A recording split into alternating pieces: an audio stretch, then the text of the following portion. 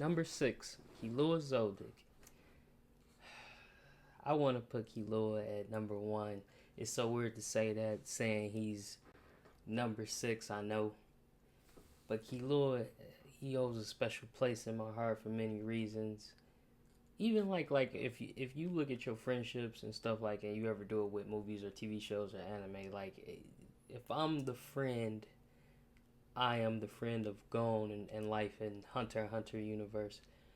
I am Killua. Like that's what my position would be. I always had the best friend that was carefree, and I'm trying to control. And I had the crazy hard upbringing. If we was to use Boy Meets World, I would have been more of Sean.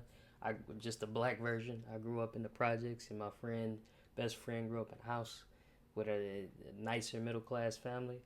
So that was always the friend I was. And looking at Killua, that's who I am, and that's why I want to put him more closer to number 1 because I have more of a closeness to his character. But Killua's design is he's the white haired, silver haired anime. Come on, man. It's old by now. We all know what that is. They always have gifts. I love once again, if you look at any of my old videos, Speedsters, I love him when he gained his special nin power when they had to go to Greed Island. He became a speedster using light, and also powers came with that as well. His family is ridiculous. You know what I mean? His family is some members of his family is still on his list. I put him above his brother. I think I had Alumi at number 7. He's right above Alumi to me, and that's probably because too he has more screen time. Like I said, if Alumi had more screen, he might be higher up on the list. But like I said, Killua has more of a closeness with me. He is when you see him. What was the first time I knew he was? I mean, when he was on the skateboard and all of that, he was cool. But when he took the heart out of the test when they were doing the Hunter's exam, I think that's when we all knew it was like, oh yeah, he's cemented. He's stamped in anime culture for that. Like that's one of the most jaw dropping moments in the whole show. It's still good. When you go back and watch it right now, watch him take the heart. It's still good. It is still beating. My mans don't even know it's gone. It's such a great scene. He's a great friend. He becomes more and more of a great friend to Gon. When you watch it, you think Gon is just a better friend. He always keeps Killua out of trouble. Killua, you don't need to be an assassin no more. He goes to the mansion and help him out. And we just think Gon is just this paradigm of good, and he's getting Killua. But what's funny about the show and what makes me like Killua so much now is it kind of flips. Like Killua kind of becomes that compass, that moral compass for Gon. Towards this, like Gon, you taking this, we can't do this. We're not strong enough. He knocks him out at one point in a Chimera Ant arc and grabs him up so he doesn't get killed. It's like, my best friend is losing his mind. When did I become? You know what I mean? The guy that knows what's going on out here. What is that one when they were fighting in is it Heaven's Arena? That was every time I think we're going to the kids when we're somewhere Hunter when we're messing with the Phantom Troop, Karabka's store.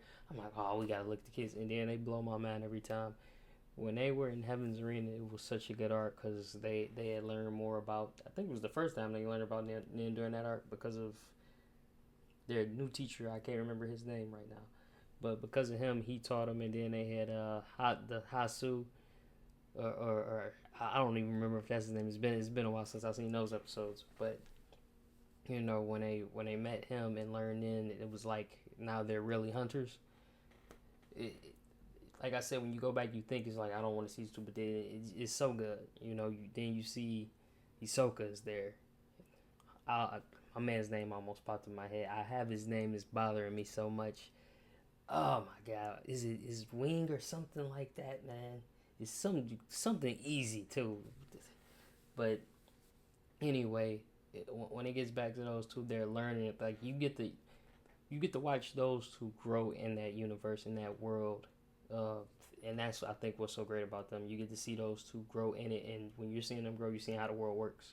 So they're growing, and you constantly see the Hunter where it's like, okay, this is how they got here because I've seen Gon and Killua do it, but they're on another level because Gon and Killua just learned it, and that's what's so good about watching them two. And the Phantom Troop are they just was out of their depth, and it was so funny to watch when they got caught by the Phantom Troop. They didn't know what they were getting into. That was Kurapika's whole arc. Kurapika was amazing in that arc, by the way. And I wonder, do I have him on the list? But Killua is just this.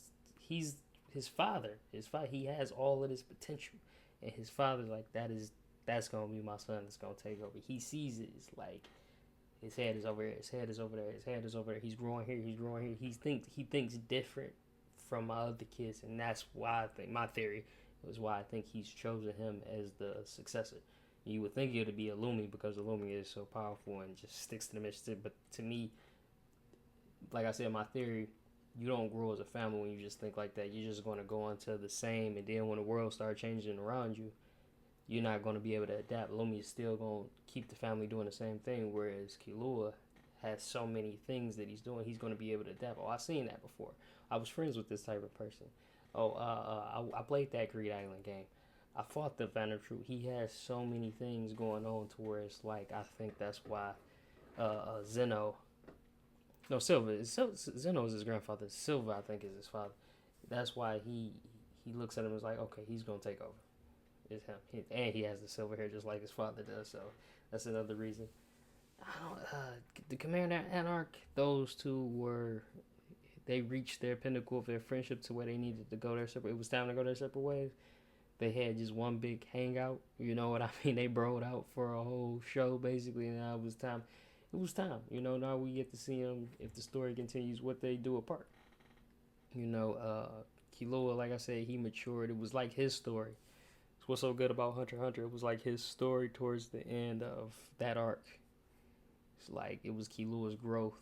You know, we got to see Netero go all out. We saw Miriam and, you know, what he did, but we got to see Killua grow, and I think it was more of a Killua storyline. This is why he's on my list. He's one of the greatest anime characters, or just greatest characters that I like, that I see, that I like watching grow, that I like watching the author write, and just put more into him. It's fascinating, and I can't wait to see more. Like I said, it's what I love about Hunter. Like 3 years and my list could change. You know, it's like character growth within a cartoon show. It's crazy.